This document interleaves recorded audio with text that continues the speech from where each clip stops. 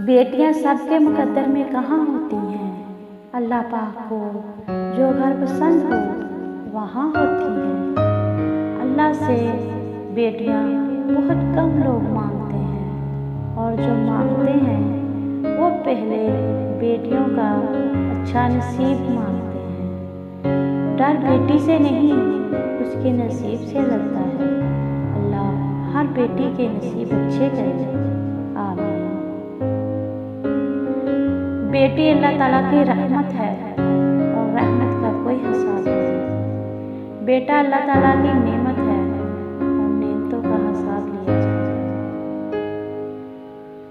औलाद के बगैर माँ बाप बहुत अधूरे होते हैं। अल्लाह पाक सब बे औलादों को नेक साले औलाद से नवाजते हैं और जिसके पास अल्लाह की ये नेमत है इन्हें सेहत और तंदुरुस्ती वाली जिंदगी